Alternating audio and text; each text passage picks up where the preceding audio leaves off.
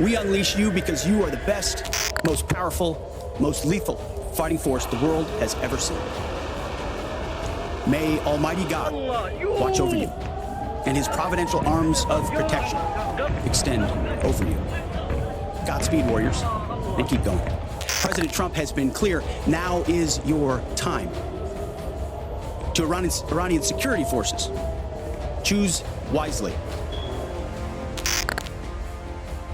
It is late March 2026, and Operation Epic Fury has entered its most devastating phase. The Strait of Hormuz is paralyzed, with 500 massive supertankers sitting completely idle, bleeding the global economy. To permanently pry open this vital strategic choke point, break the enemy's economic leverage, the United States military is unleashing a joint operational force of unimaginable destructive power. This is not just a raid. It is a massive mechanized vertical envelopment combined with a brutal amphibious frontal assault. The primary target is Kharg Island, the absolute crown jewel of the enemy's energy empire, which handles 90% of their crude oil exports. To ensure this financial artery is completely severed while preserving the vital infrastructure for potential future control, two legendary units are being coordinated as a crushing pincer swarm the paratroopers of the 82nd Airborne Division Ready Brigade, and the mechanized might of 3,000 United States Marines. At Fort Bragg, North Carolina, the 82nd Airborne Division is already in motion.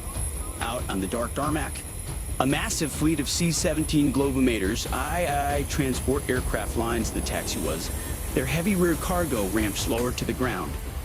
Long, disciplined columns of fully geared paratroopers march up the ramps, finding their seats inside the cavernous cargo holds. Parachutes are hooked up in static lines, are checked one final time. The massive turbofan engines begin to whine, building into a deafening roar. One after another, the heavy C-17 seconds lift into the night sky, carrying the vertical insertion force directly toward the Persian Gulf. As they cross into the Persian Gulf airspace, the atmosphere inside the holds changes instantly. The cabin lights inside the C-17s shift from white to dark tactical read. Paratroopers sit shoulder to shoulder, mentally rehearsing the mission as they hook their yellow static lines to the overhead anchor cables. The red light switches to green. Go, go. Hundreds of heavily armed paratroopers step out into the slipstream in a continuous, rapid flow, dropping silently through the darkness toward the island's elevated interior high ground. The theater of operations now shifts decisively toward the strategic heart of the Gulf, Kharg Island. Across the turquoise expanse of the water, to massive amphibious assault-chipped the USS Tripoli and the USS Boxer cut through the waves, leaving long, white-capped wakes in their path. Aboard these floating steel giants, 3,000 U.S. Marines have reached peak combat readiness. Every Marine is acutely aware of the absolute stakes and the extreme danger of this mission. Kharg Island is the objective. But this is not a mission of destruction. The island's massive oil-loading terminals, the lifeblood of the regional economy, must be seized completely intact. There is no room for error. One stray round, one accidental spark, and the global economy could be dragged into a catastrophic collapse.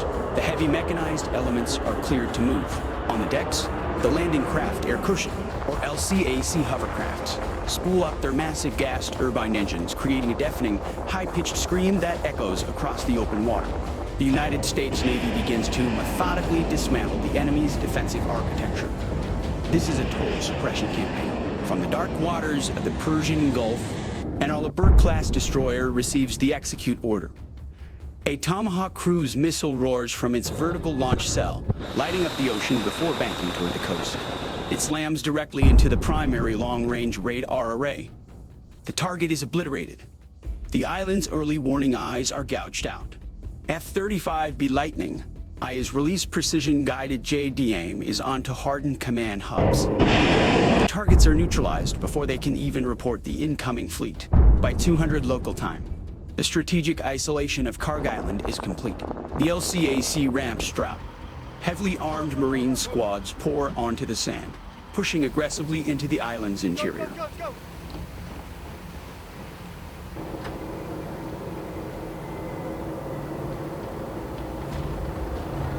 Now comes the most delicate phase.